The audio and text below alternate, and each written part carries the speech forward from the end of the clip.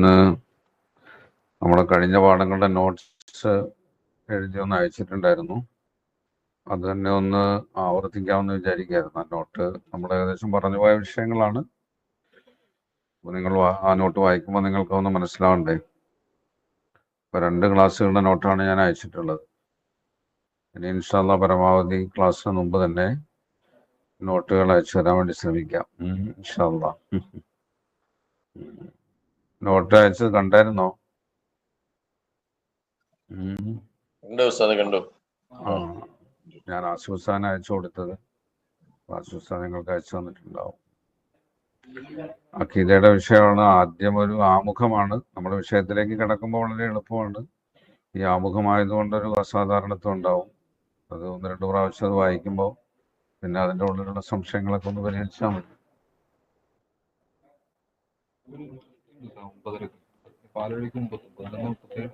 അതെ, ചെറിയ വ്യത്യാസമൊന്നും. അപ്പം നമ്മൾ ആ നോട്ടിലുള്ള വിഷയം ഞാൻ ഇങ്ങനെ വായിക്കാം കേട്ടോ. 1 അഖീദ. അതിൻ്റെ ഭാഷാപരമായ അർത്ഥം മനസ്സിൽ ഉറപ്പിക്കപ്പെട്ട കാര്യം എന്നാണ്. അഖദ എന്ന് പറഞ്ഞാൽ കെട്ടി എന്നാണ്. അപ്പം മനസ്സിൽ കെട്ടിയ കാര്യം മാ അഖദ അലൈഹി ലമീറു വൽ ഖൽബു എന്നാണ്. ഹൃദയം കെട്ടിയ കാര്യം, ഈ ഹൃദയത്തിൽ ഉറപ്പിച്ച കാര്യം. ഇതാണ് ഭാഷാപരമായി അഖീദ എന്ന് പറയുന്നതിൻ്റെ അർത്ഥം. പിന്നെ അഖീദയുടെ സാങ്കേതിക അർത്ഥമുണ്ട്. നമ്മൾ ഇസ്ലാമിക വിജ്ഞാനങ്ങളുടെ കൂട്ടത്തിൽ അഖീദ എന്ന് പറയുമ്പോൾ ഹൃദയത്തിൽ വിശ്വസിച്ചുറപ്പിക്കേണ്ട സംശയസാധ്യതയില്ലാത്ത വിശ്വാസ കാര്യങ്ങൾ. അപ്പം ഇസ്ലാമികമായി സ്ഥിരപ്പെട്ട നമ്മുടെ ഒരു വിശ്വാസിയുടെ ഹൃദയത്തിൽ വിശ്വസിച്ച് ഉറപ്പിക്കേണ്ട സംശയസാധ്യതയില്ലാത്ത വിശ്വാസ കാര്യങ്ങൾക്കാണ് അഖീദ എന്ന് പറയുക. അഖീദ വിശദീകരിക്കുന്ന വിജ്ഞാന ശാഖയാണ് ഇൽമുൽ കലാം. ഇൽമുൽ കലാം എന്ന് പറയും. നമ്മൾ അതിൻ്റെ പേരുകൾ പലതും പറഞ്ഞിരുന്നു. ഇവിടെ ഞാൻ ഇൽമുൽ കലാം എന്ന് മാത്രമേ എഴുതിയിട്ടുള്ളൂ. പിന്നെ ഇൽമു തൗഹീദ് എന്ന് പറയാറുണ്ട്, ഇൽമു തൗഹീദി വസിഫാത്ത് എന്ന് പറയാറുണ്ട്. അതേപോലെ ഇൽമുൽ കലാം എന്ന് പറയും, ഇൽമുൽ അഖീദ എന്ന് പറയും. ഇങ്ങനെ പല പല പേരുകൾ ഇങ്ങനെ ഉണ്ടെങ്കിലും പ്രധാനമായും സാധാരണ ഇൽമുൽ കലാം എന്നാണ് പറയുക. അതിൻ്റെ പണ്ഡിതന്മാർക്ക് മുതകല്ലിമൂൻ എന്നാണ് പറയുക. ദൈവശാസ്ത്രകാരന്മാർ എന്നാണ് സാധാരണ പറയുക. ദൈവശാസ്ത്ര പണ്ഡിതന്മാർ മുതകല്ലിമൂൻ. പിന്നെ ഇൽമുൽ കലാമിൽ 3 കാര്യങ്ങളാണ് നടന്നിട്ടുള്ളത്. എന്ന് പറഞ്ഞാൽ ഇൽമുൽ കലാമിൽ നമ്മുടെ ഉലമാക്കൾ ചർച്ച ചെയ്തത് 3 കാര്യങ്ങളാണ്. 1 അഖീദ, വിശ്വാസം, നിർബന്ധമായും വിശ്വസിക്കേണ്ട കാര്യങ്ങളുടെ വിവരണം, അഖീദ വിവരിക്കുക. 2 അവയുടെ തെളിവുകൾ സമർപ്പിക്കുക. ഒരു കാര്യം വിശ്വസിക്കണമെന്ന് പറയുമ്പോൾ അതിൻ്റെ തെളിവുകളുണ്ടല്ലോ. അപ്പോൾ ഖുർആനിൻ്റെ, സുന്നത്തിൻ്റെ, ഇജ്മാഇൻ്റെ, ബുദ്ധിപരമായ അത് പലതരത്തിലുള്ള തെളിവുകളുണ്ട്. ആ തെളിവുകൾ സമർപ്പിക്കുക എന്നുള്ളതാണ് അവർ ചെയ്ത 2ാമത്തെ കാര്യം. ദൈവശാസ്ത്രകാരന്മാരായ പണ്ഡിതന്മാർ ചെയ്തത്. 3 ഇസ്ലാമിക വിശ്വാസങ്ങൾക്ക് എതിരിൽ വരുന്നവർക്ക് മറുപടി നൽകുക. ഇസ്ലാം ഖുർആനിൻ്റെ വെളിച്ചത്തിലും സുന്നത്തിൻ്റെ വെളിച്ചത്തിലുമൊക്കെ രൂപീകരിക്കപ്പെട്ട, മനസ്സിലാക്കപ്പെട്ട വിശ്വാസ കാര്യങ്ങൾക്ക് വിരുദ്ധമായി അത് നമ്മുടെ ഉള്ളിൽ നിന്നാവട്ടെ മറ്റിതര മതസമൂഹങ്ങളിൽ നിന്നാവട്ടെ എവിടെ നിന്നാണെങ്കിലും അവകൾക്ക് മറുപടി നൽകുക. അപ്പം 3 കാര്യങ്ങളാണ് നമ്മളുടെ ദൈവശാസ്ത്ര പണ്ഡിതന്മാർ ചെയ്തത്. അഖീദകൾ വിവരിക്കുക, അവയുടെ തെളിവുകൾ സമർപ്പിക്കുക, ഇസ്ലാമിക വിശ്വാസങ്ങൾക്ക് എതിരിൽ വരുന്നവർക്ക് മറുപടി നൽകുക. അഖീദയുടെ തെളിവുകൾ എന്താണ്? 1 പരിശുദ്ധ ഖുർആൻ. ഏറ്റവും അടിസ്ഥാനം എന്താണ്? ഖുർആനാണ്. അപ്പോൾ ഖുർആനിൽ വിശ്വസിക്കേണ്ട കാര്യങ്ങൾ എന്തൊക്കെയാണ് പറഞ്ഞത്? പിന്നെ പരിശുദ്ധ സുന്നത്ത്, പ്രവാചകന്റെ വാക്കും കളിൽ നിന്ന് നമുക്ക് മനസ്സിലാകുന്ന കാര്യങ്ങൾ. സുന്നത്ത് തെളിവാണ്. പിന്നെ ഇമാമുകളുടെ ഏകോപിച്ച തീരുമാനങ്ങൾ, സഹാബാക്കളുടെ ഏകോപനം ഉണ്ടാവും. പക്ഷേ പിന്നെ അതേപോലെ കർമ്മശാസ്ത്ര വിശാരദന്മാർ, അഖീദയുടെ പണ്ഡിതന്മാരാണ്. അവർ തന്നെയാണ് അഖീദയുടെ പണ്ഡിതന്മാരും. ഇമാം അബൂ ഹനീഫയും ഇമാം മാലിക്കും ഇമാം ഷാഫിഈയും ഇമാം അഹ്മദ് ബിൻ ഹംബലും ഒക്കെ തന്നെയാണ് അഖീദയുടെ വിഷയത്തിലും വിശ്വാസ വിഷയങ്ങളുടെ വിഷയത്തിലും ഗ്രന്ഥങ്ങൾ രചിക്കുകയും ആദ്യകാലത്ത് ആ വിഷയങ്ങൾ കൂടുതൽ ബിദഈ പ്രസ്ഥാനങ്ങൾ നവീനവാദികൾ രംഗപ്രവേശനം ചെയ്തപ്പോൾ അവർക്കെതിരെ മറുപടി കൊടുക്കുകയൊക്കെ ചെയ്തത് നമ്മുടെ ഈ ഫിഖിഹിന്റെ കർമ്മശാസ്ത്ര പണ്ഡിതന്മാർ തന്നെയാണ്. അപ്പൊ അവർ തന്നെയാണ് അഖീദയുടെയും ആദ്യകാല രചനകളും പ്രവർത്തനങ്ങളും പോരാട്ടങ്ങളും മുനാദറ സംവാദങ്ങളൊക്കെ നടത്തിയത്. ഞാൻ പറഞ്ഞായിരുന്നല്ലോ, ഇമാം അബൂ ഹനീഫ റഹ്മഹുല്ല 22ഓളം സദസ്സുകൾ സംഘടിപ്പിച്ച് സംവാദം നടത്തിയിട്ടുണ്ട്. അദ്ദേഹം അറിയപ്പെട്ടിരിക്കുന്നത് കർമ്മശാസ്ത്ര പണ്ഡിതനായിട്ടാണ് എങ്കിലും അദ്ദേഹം ആ കർമ്മശാസ്ത്ര ഗവേഷണങ്ങളൊക്കെ നടത്തുന്നതിന് മുമ്പ് തന്നെ വിശ്വാസ കാര്യങ്ങളിൽ എതിരാളികൾക്ക് മറുപടി കൊടുക്കാൻ വേണ്ടി വളരെ ശക്തമായി ആദ്യം തന്നെ രംഗത്ത് വന്നിരുന്നു.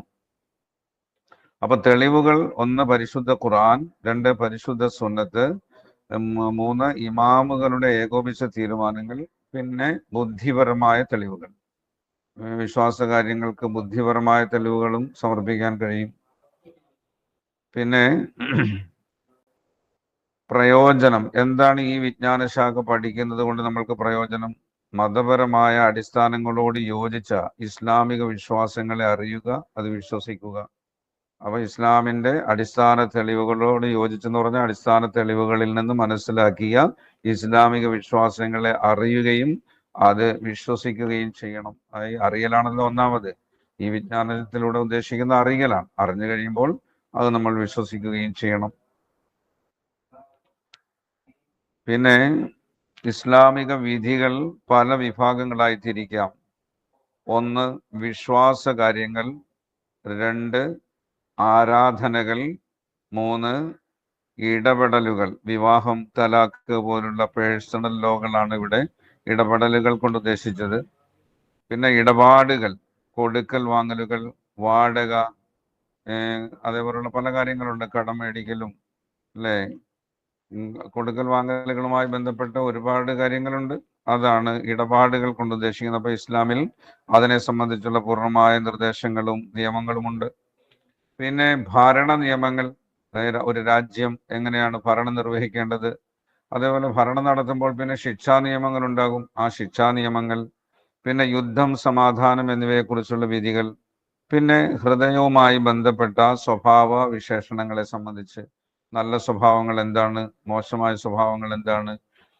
നമ്മൾ നേരത്തെ പറഞ്ഞില്ലേ, ഓരോ അമലുകൾ ചെയ്യുമ്പോൾ നമുക്ക് ഇഖ്ലാസ്, നിഷ്കളങ്കത ഉണ്ടാകണം, ലോകമാന്യത ഉണ്ടാകാൻ പാടില്ല, ആരോടും അസൂയ ഉണ്ടാകരുത്, പകയുണ്ടാകരുത്. നമ്മൾ ആദ്യത്തെ ക്ലാസ്സിൽ വിശദമായി അത് പറഞ്ഞതാണ്. അപ്പോൾ കുറേ സ്വഭാവ ഗുണങ്ങൾ നമ്മൾക്ക് ഇസ്ലാം നിർദ്ദേശിക്കുന്നുണ്ട്. അത് ഹൃദയവുമായി ബന്ധപ്പെട്ട കാര്യങ്ങളാണ്. അപ്പൊ ആ കാര്യങ്ങൾ ഇങ്ങനെ 8ഓളം കാര്യങ്ങളായി നമുക്ക് അതിനെ ചുരുക്കിയും പറയാം, ഇതേപോലെ 8 വിഭാഗങ്ങളായിട്ടും പറയാം. നമ്മളന്ന് 5 എന്നാണ് പറഞ്ഞത്. 5 പറയും, ചിലപ്പോൾ 2 പറയും. 2 പറയുന്നത് എങ്ങനെയാണ്? വിശ്വാസ കാര്യങ്ങളും പിന്നെ പ്രവർത്തനങ്ങൾ എന്ന് പറയുമ്പോൾ അതിൻ്റെ ഉള്ളിൽ ആരാധനകളും ഇടപെടലുകളും ഇടപാടുകളും എല്ലാം വരും. അൽ ഈമാനു വൽ അമാൽ അങ്ങനെ പല നിലയിൽ പറയാറുണ്ട്. ഞാൻ കുറച്ച് വിശദീകരിച്ച് പറഞ്ഞതേ ഉള്ളൂ, 8 ആക്കി പറഞ്ഞതാണ് നിങ്ങൾക്ക് എളുപ്പത്തിന് വേണ്ടി. അപ്പൊ വിശ്വാസ കാര്യങ്ങൾ, ആരാധനാ കാര്യങ്ങൾ, ഇടപെടലുകൾ, ഇടപാടുകൾ, ഭരണ നിയമങ്ങൾ, യുദ്ധം, ശിക്ഷാ നിയമങ്ങൾ, യുദ്ധം, സമാധാനം എന്നിവയെക്കുറിച്ചുള്ള വിധികൾ, പിന്നെ ഹൃദയവുമായി ബന്ധപ്പെട്ട സ്വഭാവ ഗുണങ്ങൾ. ഇതിപ്പോ 8 ആണെങ്കിലും ഒരു 3 വിജ്ഞാന ശാഖകളായിട്ടാണ് ഇസ്ലാമിൽ അത് ഗ്രന്ഥരൂപത്തിലായിട്ട് അവതരിപ്പിച്ചിരിക്കുന്നത്. 3 വിഭാഗമായിട്ടാണ്. 1-ാം കാര്യം ഇൽമുൽ കലാം. ഇതാണ് നമ്മളുടെ വിഷയം. 1-ാമത്തെ കാര്യമുണ്ടല്ലോ വിശ്വാസ കാര്യങ്ങൾ, അത് ഇൽമുൽ കലാം എന്ന സെക്ഷനിലാണ് ചർച്ച ചെയ്യുന്നത്.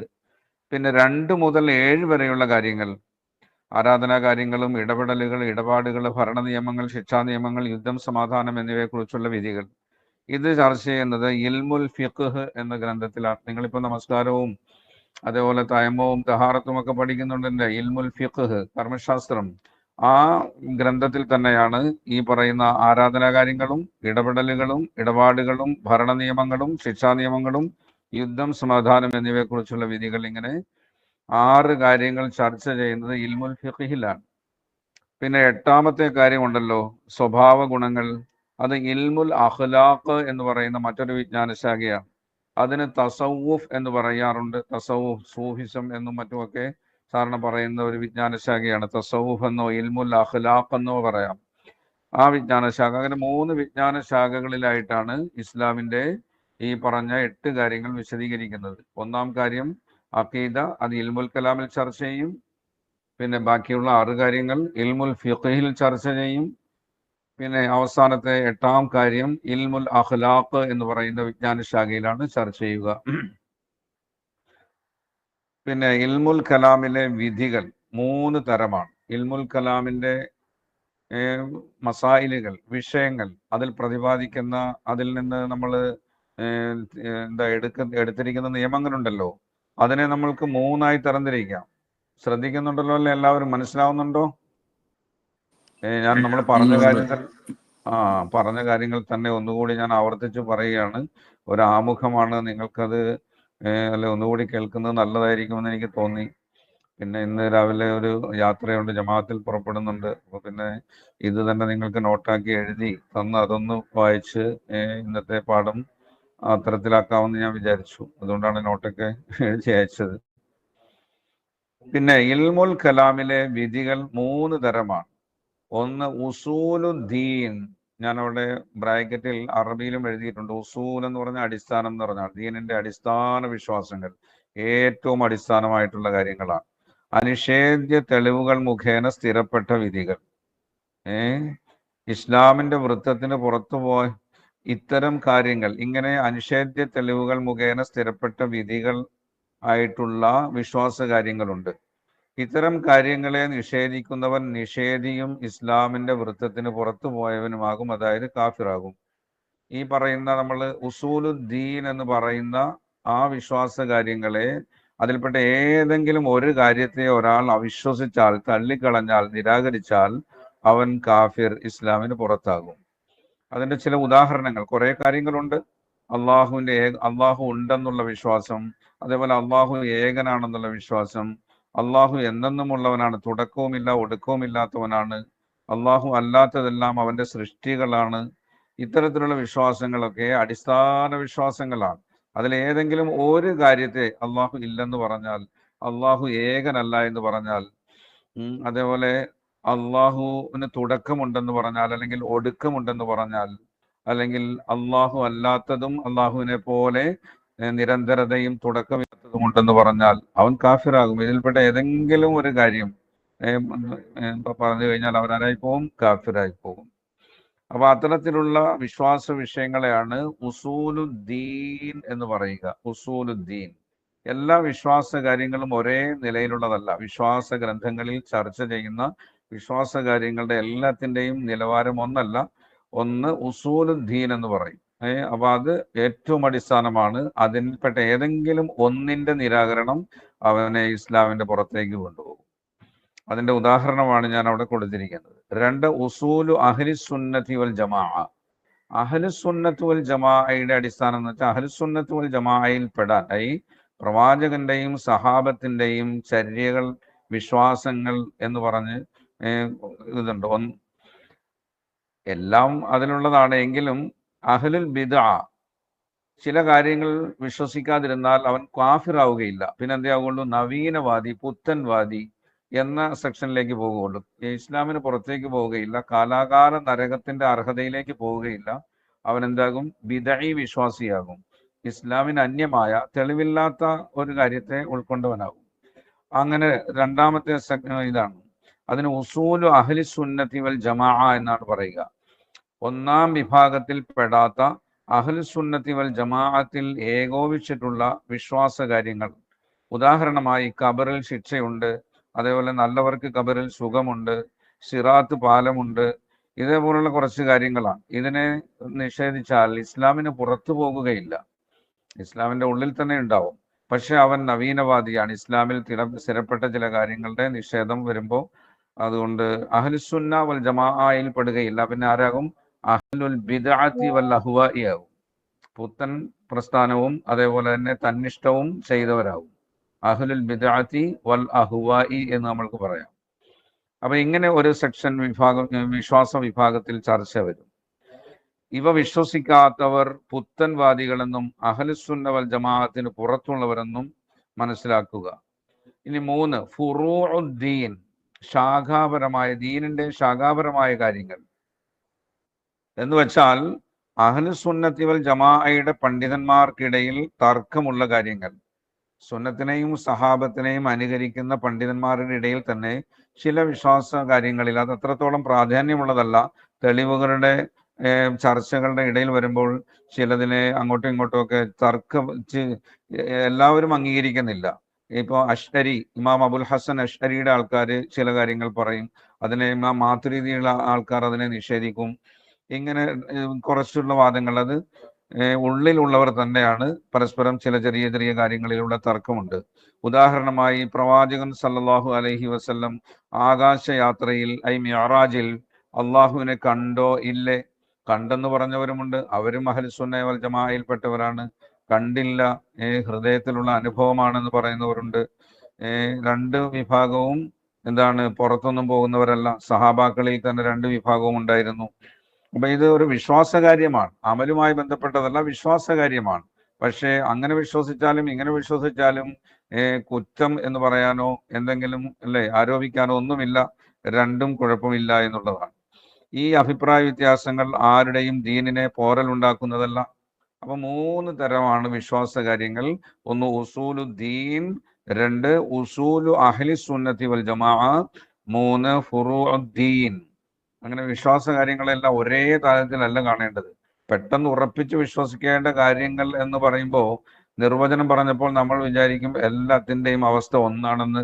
പക്ഷെ വിശ്വാസ ഗ്രന്ഥങ്ങളിൽ ചർച്ച ചെയ്യുന്ന കാര്യങ്ങൾ 3 തരത്തിലുണ്ട്. ചില കാര്യങ്ങൾ അതിനെ വിശ്വസിക്കാതിരുന്നാൽ കാഫിറായി പോകും. ചില വിശ്വാസ കാര്യങ്ങൾ അതിനെ വിശ്വസിക്കാതിരുന്നാൽ ബിദഈയാകും, മുബ്തദിയാകും, നവീനവാദിയാകും. അടുത്തത് വിശ്വാസ കാര്യങ്ങളിൽ ചർച്ച ചെയ്യുന്ന കുറച്ച് കാര്യങ്ങൾ അത് തർക്കമുള്ളതാണ്. ആ തർക്കത്തിൽ ഏത് കക്ഷിയിൽ നിന്നാലും കുഴപ്പമില്ല. അത് സഹാബാക്കൾ മുതൽ തന്നെ തർക്കമുള്ള വിഷയമായിരിക്കും. അപ്പൊ ഇമാമിങ്ങളിലേക്ക് ആ തർക്കം നീണ്ടുവരും. ഒരാൾ ഒരു പക്ഷത്താവും, മറ്റൊരാൾ മറ്റൊരു പക്ഷത്താകും. അപ്പൊ വിശ്വാസ കാര്യങ്ങൾ തന്നെയാണ്. പക്ഷെ ആ അഭിപ്രായ വ്യത്യാസങ്ങളുടെ പേരിൽ അവരെ മുബ്തദി എന്നോ അല്ലെങ്കിൽ ഫാസിഖ് എന്നോ ഒന്നും പറയാൻ പറ്റുകയില്ല. ഇങ്ങനെ 3 തരമാണ് വിശ്വാസ കാര്യങ്ങളുള്ളത്. ഞാൻ അന്ന് ഇത് വിശദീകരിച്ചപ്പോൾ നിങ്ങൾക്ക് മനസ്സിലായോ ഇല്ലയോ എന്ന് എനിക്കറിയില്ല. അപ്പൊ അതുകൊണ്ടാണ് ഞാൻ ഈ നോട്ട് ആയതിനു ശേഷം നിങ്ങൾക്ക് ഒന്ന് അത് വിശദീകരിക്കാമെന്ന് വിചാരിച്ചത്. പിന്നെ അഖീദയുടെ പ്രാധാന്യം.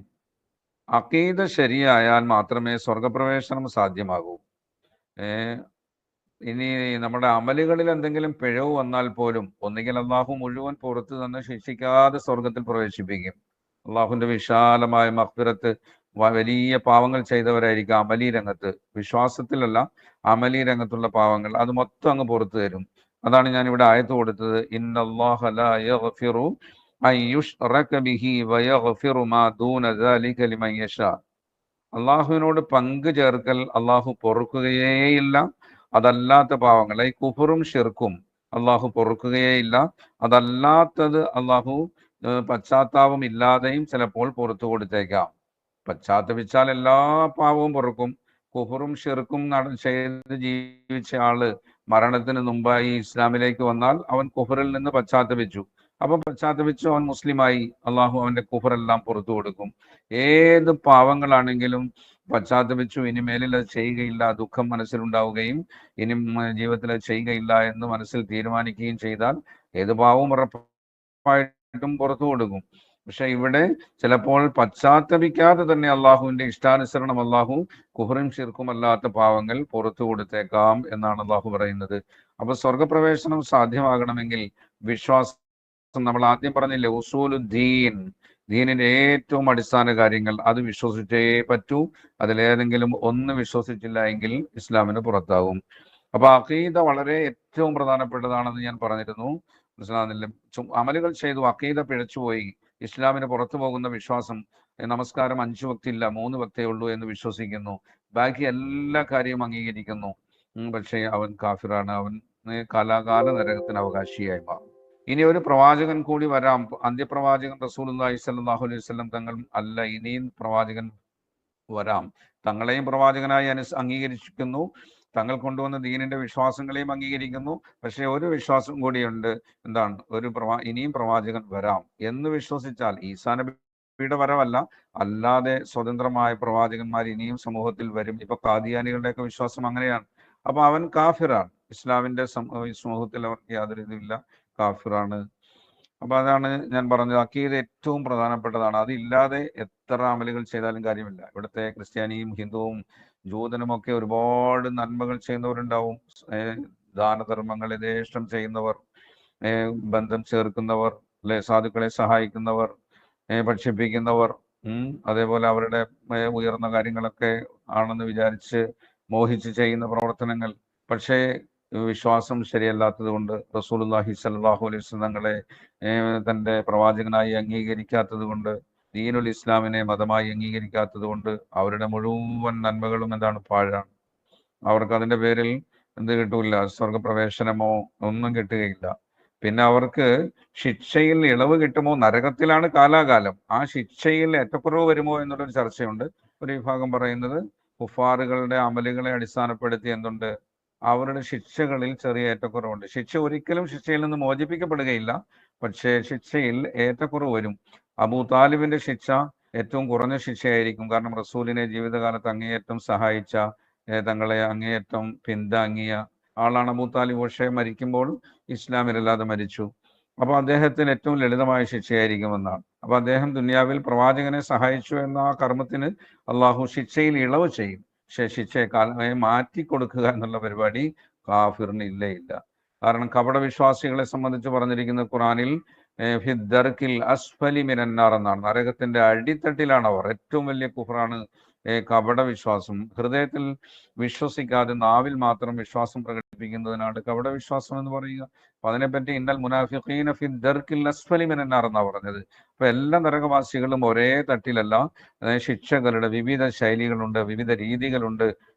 ഇത്തരത്തിൽ അതിൻ്റെ ആ വ്യത്യാസം അനുസരിച്ച് ശിക്ഷയിലും ഏറ്റക്കുറവുകൾ വരാം. പക്ഷേ എന്നേക്കുമായി നരകത്തിൽ നിന്നുള്ള മോചനം എന്ന് പറയുന്നത് അഖീദ ശരിയായി, ഇസ്ലാമിന്റെ അഖീദ, ഉസൂലുദ്ദീൻ എന്ന് പറയുന്ന അഖീദ ഉൾക്കൊണ്ടവർക്ക് മാത്രമേ ഉണ്ടാവുകയുള്ളൂ. അപ്പൊ അഖീദ ഏറ്റവും പ്രധാനപ്പെട്ട കാര്യമാണ്. പിന്നെ അഖീദ വിവരിച്ച പണ്ഡിതന്മാർ എന്ന് പറഞ്ഞാൽ, ആദ്യകാലത്ത് ഞാൻ പറഞ്ഞിരുന്നു, സഹാബാക്കളുടെ കാലത്ത് വലിയ വലിയ ചർച്ചകളൊന്നും ഇല്ല. അള്ളാഹു അർഷിൽ ഉപവിഷ്ടനായി എന്ന ആയത്തുണ്ട്, സുമസ്തവ അലൽ അർഷ്. ഇതൊന്നും അവർ ചോദിക്കുകയില്ല. ഖുറാനിൽ അള്ളാഹുവിനെ പറ്റി പല പല കാര്യങ്ങൾ പറഞ്ഞിട്ടുണ്ട്. അതിനെപ്പറ്റി പ്രവാചകനോട് അതെങ്ങനെയാണ് ഈ അർഷിൽ ഇരിക്കുക എന്ന് പറഞ്ഞാൽ, അർഷിൽ ഉപവിഷ്ടനാവുക എന്ന് പറഞ്ഞാൽ, ഇതൊന്നും സഹാബാക്കൾ പ്രവാചകനോട് ചോദിച്ചിട്ടില്ല എന്നാണ്. വുദൂഇന്റെ മസലകൾ ചോദിക്കാറുണ്ട്, നമസ്കാരത്തിന്റെ മസലകൾ ചോദിക്കാറുണ്ട്, അനന്തരാവകാശ മസലകൾ ചോദിക്കാറുണ്ട്, എല്ലാ കാര്യങ്ങളും ചോദിക്കാറുണ്ട്. പക്ഷേ അള്ളാഹുവിനെ പറ്റി ഖുറാനിൽ എന്ത് പറഞ്ഞോ അത് അങ്ങനെ തന്നെ വിശ്വസിക്കലാണ്. അതിൽ ചർച്ചയൊന്നുമില്ല. അവർക്ക് തർക്കവുമില്ല, ചർച്ചയുമില്ല. ഇതായിരുന്നു സഹാബാക്കളുടെ കാലഘട്ടത്തിന്റെ അവസ്ഥ. അതിനുശേഷമാണ് വിധി വിശ്വാസത്തിന്റെ നിഷേധം, വൻപാവി കാഫിറാകുമോ, ഇതേപോലെ കുറെ ചർച്ചകൾ പിന്നീട് ഇങ്ങനെ കടന്നു വരികയാണ്. അതൊരു ടോപ്പിക്കാണ്, ഇൻഷാ അല്ലാഹ് പിന്നീട് ഞാൻ പറയാം. നവീനവാദികൾ എവിടെ നിന്നാണ് തുടങ്ങിയത്, പുത്തൻ വാദങ്ങൾ വിശ്വാസത്തിൽ കടത്തിക്കൂട്ടാൻ തുടങ്ങിയത് എന്നു മുതലാണെന്നൊക്കെയുള്ള ചർച്ച, അതൊരു പ്രത്യേക വിഷയമാണ്.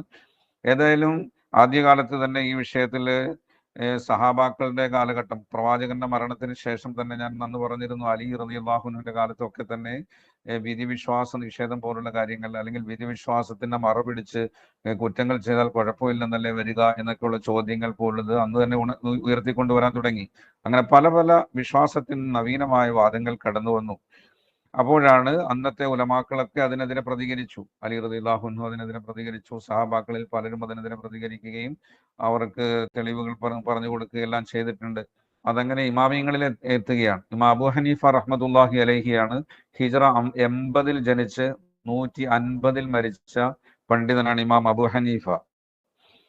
അപ്പൊ ഞാനിവിടെ വിവരിച്ചിട്ടുണ്ട്, അബ്ദുൽ ഖാഹിർ അൽ ബാഗ്ദാദി എന്ന് പറയുന്ന ഹിജ്റ 429 മരിച്ച ഒരു വലിയ പണ്ഡിതനാണ്. അദ്ദേഹം പറയുന്നുണ്ട്, കർമ്മശാസ്ത്ര പണ്ഡിതരിൽപ്പെട്ട അഖീദ വിവരിച്ച ആദ്യ പണ്ഡിതൻ ഇമാം അബൂ ഹനീഫയാണ്. അപ്പൊ ഗ്രന്ഥങ്ങൾ എഴുതുകയും എതിരാളികൾക്ക് മറുപടി കൊടുക്കുകയും അതേപോലെ ചർച്ചകളിൽ നടത്തുകയെല്ലാം ചെയ്ത, സംവാദങ്ങൾ നടത്തിയ ആദ്യത്തെ പണ്ഡിതൻ, വിശാലമായ അടിസ്ഥാനത്തിൽ ചർച്ചകൾ രൂപീകരിച്ച് ഗ്രന്ഥ സ്വഭാവത്തിലേക്ക് ക്രോഡീകരണമൊക്കെ നടത്തിയ ആദ്യത്തെ പണ്ഡിതൻ ആരാണ്? ഇമാം അബൂ ഹനീഫയാണ്.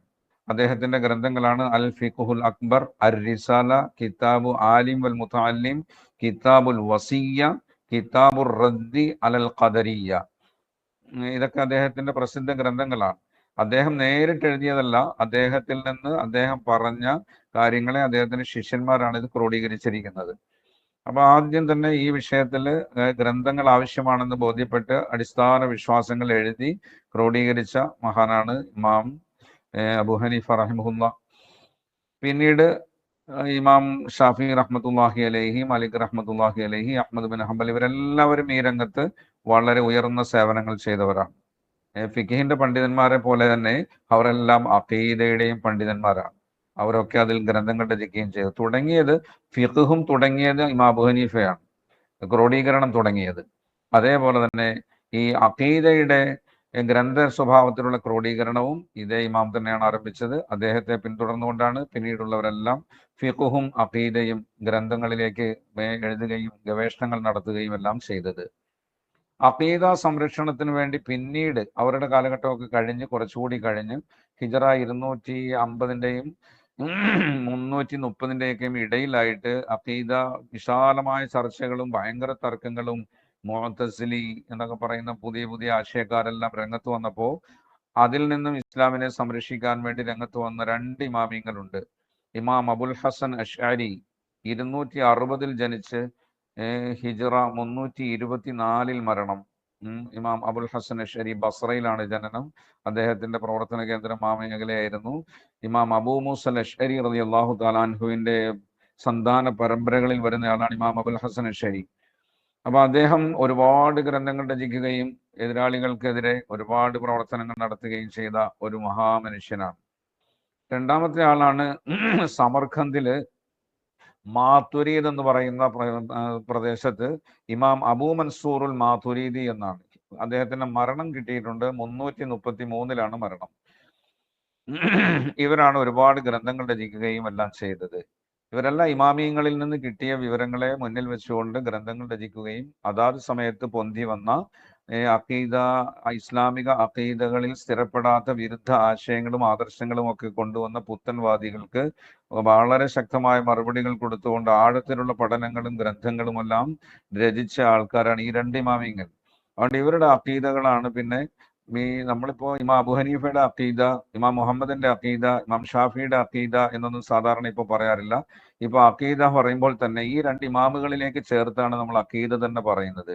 ഇവരവിടെ നിന്നും ഉണ്ടാക്കി കൊണ്ടുവന്ന് പുതിയ അഖീദ കൊണ്ടുവന്നു എന്നല്ല. സഹാബത്തിന്റെയും ഒക്കെ അഖീദ, പ്രവാചകന്റെയും സഹാബത്തിന്റെയും അഖീദ ഇമാമിയങ്ങൾ അത് വിശദീകരിച്ചു. ആ വിശദീകരണത്തിനെ മുന്നിൽ വെച്ചുകൊണ്ട് അതിനെ കൂടുതൽ ബലപ്പെടുത്തുകയും അതിനെതിരെ വന്നവർക്ക് വളരെ ശക്തമായ മറുപടി കൊടുക്കുകയും ഒരുപാട് ഗ്രന്ഥങ്ങൾ രചിക്കുകയും ചെയ്തതുകൊണ്ട് ഇമാം അശ്അരിയുടെ അഖീദ എന്നും ഇമാം മാതുരീദിയുടെ അഖീദ എന്നും പറഞ്ഞുകൊണ്ട് അഹ്ലുസുന്ന വൽ ജമാഅ എന്ന് പറയുന്നവരുടെ അഖീദ ഈ രണ്ടുപേർ വിശദീകരിച്ച അഖീദയാണെന്നാണ് നമ്മൾ വിവരിക്കുന്നത്.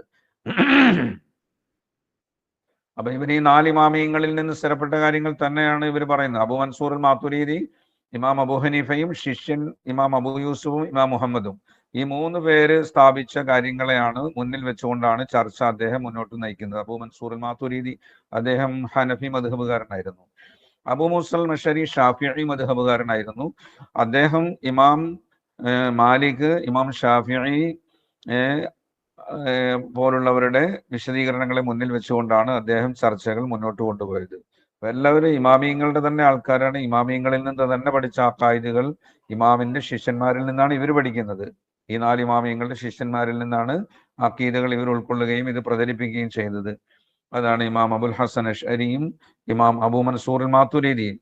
അതുകൊണ്ട് അശായിറ, അശ്അരി വിശ്വാസങ്ങളെന്നും മാതുരീദി വിശ്വാസങ്ങളെന്നൊക്കെ പറയുമ്പോൾ അതെന്തോ പുതിയ അവരുണ്ടാക്കി കൊണ്ടുവന്ന വിശ്വാസമാണെന്നൊന്നും ആരും ധരിച്ചു കളയരുത്. അവർ ഈ മാർഗത്തിൽ ഏറ്റവും കൂടുതൽ പരിശ്രമം നടത്തിയ മഹാപണ്ഡിതന്മാരായി ആദ്യം രംഗത്ത് വന്ന, ഏറ്റവും കൂടുതൽ ചർച്ചകൾ നടത്തിയവരെന്ന അടിസ്ഥാനത്തിലാണ് അഖീദയെ അവരിലേക്ക് ചേർത്ത് പറയുന്നത്. ഞാൻ ശേഷം കുറച്ച് ഇമാമിയങ്ങളുടെ പേരെഴുതിയിട്ടുണ്ട്. അവരും അഖീദയുടെ വിഷയത്തിൽ പിന്നീട് ലോകത്ത് അറിയപ്പെട്ട ഗ്രന്ഥങ്ങൾ രചിച്ച വലിയ മഹാന്മാരാണ്. നമ്മൾ ഈ പേരുകളൊക്കെ ധാരാളം കേട്ടിട്ടുള്ളതാണ്.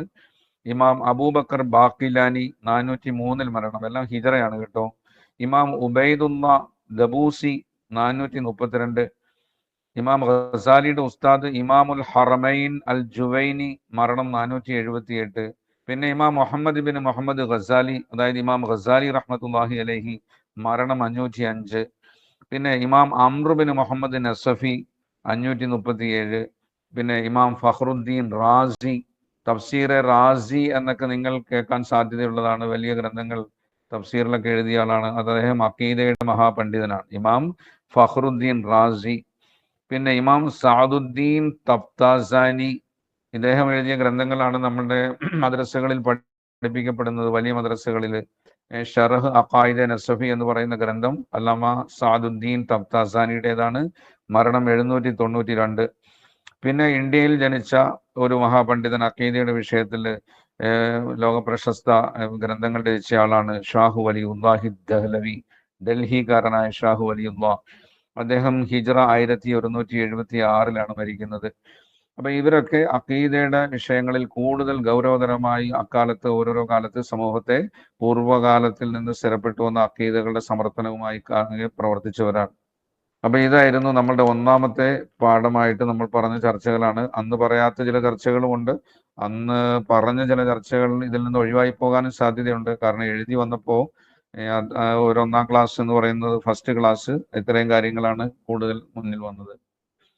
അപ്പൊ ഈ കാര്യങ്ങൾ എങ്ങനെയുണ്ട്? അന്ന് ചർച്ച ചെയ്തതിനേക്കാൾ കൂടുതൽ ബോധ്യങ്ങൾ വരുന്നുണ്ടോ? മനസ്സിലാകുന്നുണ്ടോ? ഞാൻ പെട്ടെന്ന് വായിച്ചു വിട്ടത് കൊണ്ട് മനസ്സിലാവാതെ വന്നോ? ഒന്ന് പറയും. ഇല്ല, മനസ്സിലാവുന്നുണ്ട്. നോട്ടും കൂടി ഉണ്ടല്ലോ, അപ്പൊ കുറച്ചുകൂടി മനസ്സിലായിക്കോളൂ. മാഷാ അല്ലാ. പിന്നെ ഇൻഷാ അല്ലാ നമ്മൾ നോട്ടുകൾ തയ്യാറാക്കി തരാം. അപ്പൊ നിങ്ങൾക്ക് ഇത് വായിച്ചു നോക്കാം, സംശയം ഉണ്ടെങ്കിൽ ചോദിക്കാം. നോട്ടില്ലാതെ വരുമ്പോൾ നമ്മളൊന്ന് കേട്ടു, പിന്നീടൊന്ന് നിങ്ങൾ വീഡിയോ കേട്ടു, പിന്നെ അതുകൊണ്ട് അവസാനിക്കും. ഇത് നിങ്ങൾ ഞാൻ PDF ആക്കാൻ കിട്ടിയില്ല, ഞാൻ ബുക്കിൽ എഴുതിയത് അങ്ങനെ തന്നെ ഫോട്ടോ എടുത്ത് വിടുക ചെയ്തത്. പിന്നീട് സൗകര്യം അനുസരിച്ച് അത് PDF ആക്കി തന്നെ നമുക്ക് എടുക്കാം. എന്നിട്ട് ഒന്നിച്ചൊരു റിസാലയായിട്ട് തന്നെ നിങ്ങളുടെ കൈകളിലേക്ക് ക്ലാസ് തീരുമ്പോൾ നമുക്ക് എത്തിക്കുകയും ചെയ്യാം ഇൻഷാ അല്ലാ. അപ്പൊ ഇത് നമ്മുടെ ഒന്നാമത്തെ ക്ലാസ്സുകളാണ്. പിന്നെ നമ്മുടെ രണ്ടാമത്തെ ക്ലാസ് അഹ്ലുസുന്ന വൽ ജമാഅ എന്ത് എന്നുള്ളതായിരുന്നു. സുന്നത്തിന്റെ ഉദ്ദേശ്യം, സുന്നത്ത് എന്ന് പറഞ്ഞാൽ പ്രവാചക ചര്യ എന്നാണ് നമ്മളിവിടെ, ഈ പ്രവാചക വിശ്വാസങ്ങൾ ആണ്. ജമാഅത്തിന്റെ ഉദ്ദേശം, ജമാഅത്ത് എന്ന് പറഞ്ഞാൽ സഹാബത്തിന്റെ സംഘം എന്നാണ്. അപ്പൊ അഹ്ല് എന്ന് പറഞ്ഞു കഴിഞ്ഞാൽ പിന്തുടരുന്നവരെന്നാണ്. അപ്പൊ പ്രവാചക ചര്യയും സഹാബത്തിന്റെ സംഘത്തിന്റെ ചര്യകളും പിന്തുടരുന്നവർ, അതായത് അവരുടെ വിശ്വാസങ്ങൾ പിന്തുടരുന്നവരെയാണ് അഹ്ലുസുന്ന വൽ ജമാഅ. അവർ വിശ്വസിക്കാത്ത പുത്തൻ കാര്യങ്ങൾ ഉൾക്കൊണ്ടുമ്പോൾ അവർ അഹ്ലുൽ ബിദ്അത്തായി, നവീനവാദികളാവും.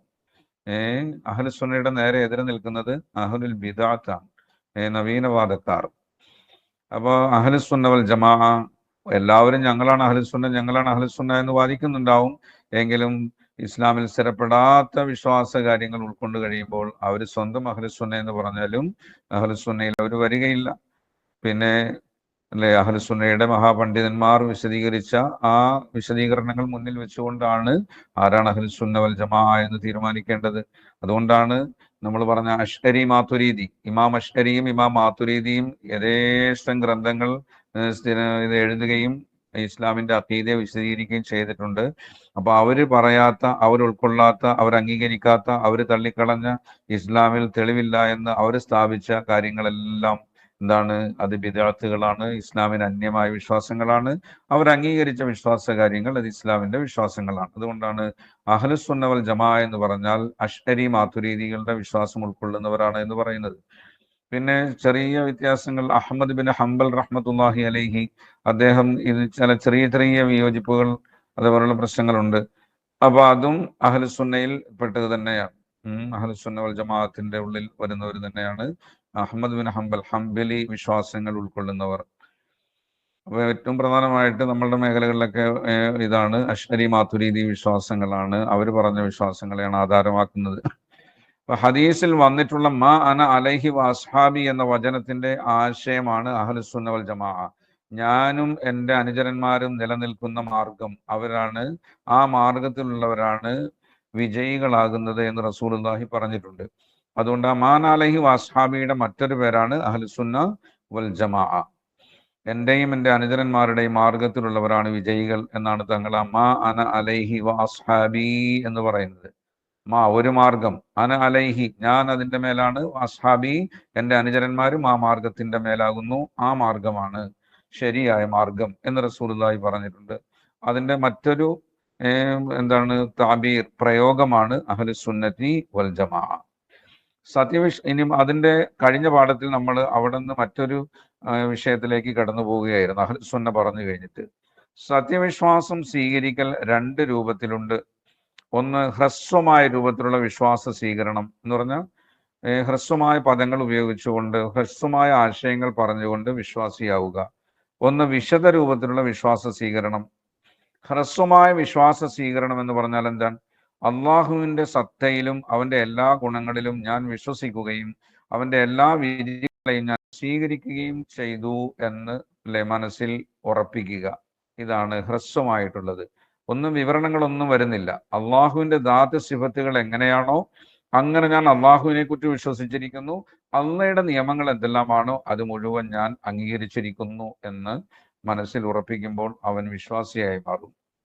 മറ്റേ നമ്മൾ സാധാരണ അള്ളാഹുവിലും മലക്കുകളിലും ഗ്രന്ഥങ്ങളിലും മുർസലുകളിലും അന്ത്യദിനത്തിലും പിന്നെ വിധി വിശ്വാസത്തിലും വിശ്വസിക്കുന്നു എന്ന് പറയില്ലേ, അത് കുറച്ചുകൂടി വിശദമായ ഒരു വിശ്വാസ പ്രഖ്യാപനമാണ്.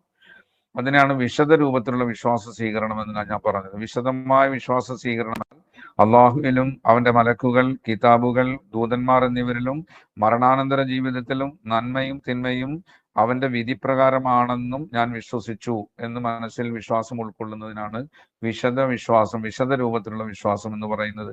ഇതിലേത് രൂപത്തിൽ വിശ്വസിച്ചാലും ഒരു വ്യക്തി, ഒരു മനുഷ്യൻ, ഒരു കാഫിറായ മനുഷ്യൻ അവൻ ഈ കാര്യം പറഞ്ഞുകൊണ്ട് ഞാൻ നിലകൊള്ളുന്ന വിശ്വാസത്തെ വിട്ട് ഈ വിശ്വാസത്തിൽ പ്രവേശിച്ചു എന്ന് തീരുമാനിച്ചാൽ അവൻ എന്തായി? മുസ്ലിമായി. ഇതെല്ലാം വിശ്വാസ കാര്യങ്ങൾ പഠിക്കാൻ തുടങ്ങുമ്പോൾ ഒരു ആമുഖം എന്ന നിലയിൽ ഞാൻ പറഞ്ഞതാണ്. നമ്മളെല്ലാം പണ്ട് തന്നെ കുട്ടിക്കാലത്ത് തന്നെ നമ്മുടെ മാതാപിതാക്കൾ മുസ്ലിം, അവർ നമ്മുടെ മദ്രസയിൽ വിട്ടു, അവിടെ വെച്ച് നമ്മൾ ഇതെല്ലാം പഠിച്ചു. നമ്മൾ ഈ വിശ്വാസത്തെ ഉൾക്കൊള്ളുന്നവർ ചെയ്യുന്ന പ്രവർത്തികൾ, നമസ്കാരവും നോമ്പും എല്ലാം ചെയ്തു. അപ്പൊ നമ്മൾ മനസ്സിലാകുന്നില്ല, ഈ വാക്ക് പറഞ്ഞോ ഇല്ലയോ ഇതൊന്നും നമുക്ക് പ്രശ്നമല്ല. മനസ്സിലാകുന്ന നമ്മൾ വിശ്വാസികൾ തന്നെയാണ്. ഇനി ഒരാൾ ഇസ്ലാമിലേക്ക് പുതുതായി കടന്നു വരുമ്പോൾ ഈ ഇത് മാത്രം മതി. ആമൻതു ബില്ലാഹി കമാ ഹുവ ബി അസ്മാഇഹി വസിഫാത്തിഹി വഖബിൽതു ജമീ അഹ്കാമിഹി. ഭാഷയൊന്നും അവിടെ പ്രശ്നമല്ല. അള്ളാഹുവിന്റെ നാദിസിഫാത്തുകൾ എങ്ങനെയാണോ അങ്ങനെ അള്ളാഹുവിനെയും ഞാൻ വിശ്വസിച്ചു, അള്ളാഹിന്റെ മുഴുവൻ വിധികളും ഞാൻ സമ്മതിച്ചു എന്നവൻ മനസ്സിൽ ഉറപ്പിച്ചിട്ട് നാവിൽ അങ്ങ് പറഞ്ഞു കഴിഞ്ഞാൽ അവൻ വിശ്വാസിയായി നമ്മൾക്ക് അവനെ പരിഗണിക്കാം. അല്ലെങ്കിൽ ആമന്തു ബില്ലാഹി വമലായികതിഹി വകുതുബിഹി വറുസുലിഹി വൽയൗമിൽ ആഖിരി വൽഖദരി ഖൈരിഹി വശരിഹി മിനല്ലാഹ് എന്നതിന്റെ ആശയം ഏത് ഭാഷയിൽ പറഞ്ഞാലും കുഴപ്പമില്ല. അള്ളാഹുവിലും മലക്കുകളിലും അള്ളാഹുവിന്റെ ഗ്രന്ഥങ്ങളിലും നബിമാരിലും അന്ത്യദിനത്തിലും അതേപോലെ വിധി വിശ്വാസം, നന്മയും തിന്മയും അള്ളാഹുവിന്റെ ഭാഗത്തിൽ നിന്നാണെന്ന് ഞാൻ വിശ്വസിച്ചു എന്ന് മനസ്സിൽ വിശ്വസിച്ചിട്ട് നാവിൽ പറഞ്ഞാൽ അവൻ സത്യവിശ്വാസിയായി, അവൻ വിശ്വാസിയായി മാറും. ഇതാണ് ഹ്രസ്വമായ വിശ്വാസ സ്വീകരണമെന്നും വിശദ രൂപത്തിലുള്ള വിശ്വാസ സ്വീകരണമെന്നും പറഞ്ഞത് ഇതാണ്. ഒരു സാധാരണ മനുഷ്യൻ ഇവ രണ്ടിൽ ഏത് ആശയം മനസ്സിൽ ഉറച്ചു വിശ്വസിച്ചാലും സത്യവിശ്വാസിയായി തീരും. വിശ്വാസം ഹൃദയത്തിന്റെ പ്രവൃത്തിയാണ്. ഈ ആശയം നാവിൽ പറയുന്നതിന് 3 അവസ്ഥകളും 3 നിയമങ്ങളുമുണ്ട്. നാവിൽ ഇത് പറയണമോ വേണ്ടയോ എന്നുള്ള ഒരു ചർച്ച നമ്മൾ ചെയ്തിരുന്നു. ഇഖ്റാർ ബിൽ ലിസാൻ എന്നാണ് പറയുക. തസ്ദീഖും ബിൽ ഖൽബ്, ഹൃദയത്തിൽ വിശ്വസിക്കുക. പിന്നെ ഇഖ്റാറുൻ ബിൽ ലിസാൻ, നാവിൽ പറയുക. അപ്പൊ നാവിൽ പറയുന്നതിന് 3 അവസ്ഥകളുണ്ട്. അതാണ് ഇവിടെ ഞാൻ വിശദീകരിച്ചിരിക്കുന്നത്. ഒന്ന്, ജീവിതകാലത്തിൽ എപ്പോഴെങ്കിലും നാവിലൂടെ വിശ്വാസം പ്രഖ്യാപിക്കുക എന്നുള്ളത്, ഈ പറഞ്ഞ വാക്ക് ഏതെങ്കിലും പറയുക എന്നുള്ളത് നിർബന്ധമാണ്. നിർബന്ധമെന്ന് വെച്ചാൽ നമസ്കാരം നിർബന്ധമായതുപോലെ, അതേപോലെ തന്നെ നോമ്പ് നിർബന്ധമാകുന്നത് പോലെ ഒരു നിർബന്ധ കാര്യമാണ് നാവിലൂടെ ഇഖ്റാർ ആമൻതു ബില്ലാഹി വ മലായികതിഹി എന്ന് പറഞ്ഞ ആ കാര്യമോ അല്ലെങ്കിൽ അതിന്റെ ആശയമോ, അല്ലെങ്കിൽ ഞാൻ ആദ്യം പറഞ്ഞ അള്ളാഹുവിനെ വിശ്വസിക്കേണ്ടതുപോലെ ഞാൻ വിശ്വസിക്കുന്നു, അള്ളാഹുവിന്റെ മുഴുവൻ നിയമങ്ങളും ഞാൻ സ്വീകരിച്ചിരിക്കുന്നു എന്ന് പറയുക. ഇതേപോലുള്ള കാര്യങ്ങൾ ജീവിതത്തിൽ ഒരിക്കലെങ്കിലും നാവിൽ പറയുക എന്നുള്ളത് നിർബന്ധമാണ്. ഇത് ചെയ്യാതെ മരിച്ചാൽ, ഒരാൾ അത് പറയാൻ അവസരം കിട്ടിയിട്ടും പറയാതെ മരിച്ചാൽ അവൻ പാപിയായി മരിച്ചവനാകും. ഇതാണ് ഒരു തീരുമാനം. 2, സത്യവിശ്വാസിയാണോ എന്ന് തിരിച്ചറിയേണ്ടി വരുന്ന ഘട്ടമുണ്ട്. അപ്പൊ നാവ് കൊണ്ട് വിശ്വാസം പ്രകടിപ്പിക്കാൻ ആവശ്യപ്പെടും. ഭരണകൂടം ആവശ്യപ്പെടാം, അവർ താമസിക്കുന്ന മേഖലയിലെ വിശ്വാസികൾ ആവശ്യപ്പെടാം, ഈ ഘട്ടത്തിൽ നാവ് കൊണ്ട് വിശ്വാസം പ്രകടിപ്പിക്കൽ നിർബന്ധമാണ്. അവൻ അള്ളാന്റെ അടുക്കൽ വിശ്വാസിയായി പരിഗണിക്കണമെങ്കിൽ, സ്വർഗപ്രവേശനം നടക്കണമെങ്കിൽ തന്നെ നാവിലൂടെ ഞാൻ വിശ്വാസിയാണ്, ഞാൻ അള്ളാഹുവിനും അള്ളാഹുവിന്റെ നിയമത്തെയും അംഗീകരിച്ചവനാണെന്ന് അവൻ നാവ് കൊണ്ട് പറഞ്ഞാൽ മാത്രമേ അവൻ എന്താവും, വിശ്വാസിയാകൂ. ആവശ്യപ്പെട്ടിട്ടും അവൻ പറയാതിരുന്നാൽ അതവൻ നിഷേധിയാണെന്നുള്ളതിന്റെ അടയാളമാണ്. അവൻ ഇസ്ലാമിനെ ശരിക്കും അംഗീകരിച്ചിട്ടില്ല എന്നുള്ളതിന്റെ അടയാളമായി പരിഗണിക്കും. അവൻ ഇന്ദല്ലാഹി കാഫിറാണ്, നരകവാസിയാണ്, കാലാകാലം നരകവാസിയായി പോകും. അപ്പൊ ഇങ്ങനെ ആവശ്യപ്പെട്ടിട്ടും നാവ് കൊണ്ട് ഒരിക്കൽ പോലും വിശ്വാസം പ്രകടിപ്പിച്ചില്ലെങ്കിൽ അത് ഏറ്റവും ഗുരുതരമാണ്. പിന്നെ മൂന്നാമത്തേതാണ് വിശ്വാസികൾക്കുള്ള അവകാശങ്ങൾ ലഭിക്കുക. അവകാശങ്ങൾ ലഭിക്കണമെങ്കിൽ ആരും അവനോട് ആവശ്യപ്പെട്ടൊന്നുമില്ല നീ മുസ്ലിമാണോ അല്ലയോ എന്ന്. പിന്നെ അവനിങ്ങനെ ഹൃദയത്തിൽ വിശ്വാസം കൊണ്ട് ഇങ്ങനെ ജീവിച്ചു പോവുകയാണ്. അപ്പൊ അവന് നമ്മൾ മുസ്ലിമായി പരിഗണിക്കാൻ പറ്റുകയില്ല. കാരണം ഒരിക്കലും വിശ്വാസികൾ ആണെന്ന് അല്ല മനസ്സിലാകുന്ന രൂപത്തിൽ നാവ് കൊണ്ട് പറയുകയോ അതേപോലെ നമസ്കരിക്കുകയോ ഒന്നും ചെയ്ത് കണ്ടിട്ടില്ല. അപ്പൊ അവന് വിശ്വാസികൾക്കുള്ള ആനുകൂല്യങ്ങളൊന്നും കിട്ടില്ല. യുദ്ധാർജിത മുതലുകളുടെ ഓഹരി കിട്ടുകയില്ല, മുസ്ലിം മക്ബറയിൽ അടക്കപ്പെടുകയില്ല, മനസ്സിലാവുന്നില്ലേ? അവനുമായി ഒരു മുസ്ലിം വിവാഹത്തിൽ ഏർപ്പെടാൻ പറ്റുകയില്ല. കാരണം അവൻ മുസ്ലിം ആണെന്ന് അവന്റെ ജീവിതത്തിലൂടെ ഒന്നും പ്രകടമായിട്ടില്ല. അപ്പൊ അവൻ വിശ്വാസിയുടെ അവകാശങ്ങൾക്ക് എന്താണ് അർഹനാകാതെ പോകും. അപ്പൊ ആകെ ചുരുക്കത്തിൽ ഇഖ്റാർ ബിൽ ലിസാൻ, നാവ് കൊണ്ട് സമ്മതിച്ചു പറയുക എന്ന് പറയുന്നത് അതെ ഇങ്ങനെ 2-3 അവസ്ഥകളുണ്ട്. പിന്നെ ഞാൻ നമ്മുടെ കഴിഞ്ഞ 2ാമത്തെ ക്ലാസ്സിൽ ഇതിനു ശേഷം നമ്മൾ നടത്തിയ ചർച്ചയാണ് സത്യവിശ്വാസത്തിന്റെ വിപരീതം സത്യനിഷേധം, കുഫർ എന്ന് പറയും. ഈമാനിന്റെ നേരെ എതിരാണ് കുഫർ. ഈ കാലാകാല നരകത്തിന് അർഹമാകുന്ന ഒരു അവസ്ഥയാണ് കുഫർ. കുഫർ ചെയ്യുന്ന വ്യക്തിയുടെ മാനസികാവസ്ഥയും ഒക്കെ വെച്ചുകൊണ്ട് ഈ കുഫറിനെ പലതായി തരംതിരിക്കാം. വിശ്വസിക്കേണ്ട കാര്യങ്ങളെ നിഷേധിക്കലാണ് കുഫർ. പക്ഷെ ആ നിഷേധിയുടെ അവസ്ഥയെ പരിഗണിക്കുമ്പോൾ ആ കുഫറിനെ നമ്മൾക്ക് പലതായി തരംതിരിക്കാം, പല പേരുകൾ ഇടാൻ പറ്റും. കുഫർ ഒന്നേ ഉള്ളൂ അല്ലെ? വിശ്വസിക്കൽ നിർബന്ധമായ കാര്യം, വിശ്വസിക്കാതിരിക്കൽ. അത് ഏതെങ്കിലും കുറെ കാര്യങ്ങൾ വിശ്വാസം നിർബന്ധമായ കാര്യങ്ങളുണ്ട്. അതിലേതെങ്കിലും കാര്യങ്ങളെ നിഷേധിച്ചാൽ, ഏതെങ്കിലും ഒരു കാര്യത്തെ നിഷേധിച്ചാൽ, അംഗീകരിക്കുന്നില്ല എന്ന് വന്നാൽ അവൻ കാഫിറാകും. ഇതാണ് കുഫർ എന്ന് പറയുന്നത്. പക്ഷെ ഈ കുഫർ, ഈ വിശ്വസിക്കാത്തവൻ, അവന് പല പല അവസ്ഥകളുണ്ട്. ആ അവിശ്വാസിയുടെ മാനസികാവസ്ഥകളെ പരിഗണിച്ചുകൊണ്ട് നമ്മൾ കുഫറിന് പല പല പേരുകൾ ഇട്ടിരിക്കുകയാണ് കേട്ടോ. അത് നിങ്ങൾ തെറ്റിദ്ധരിക്കരുത്.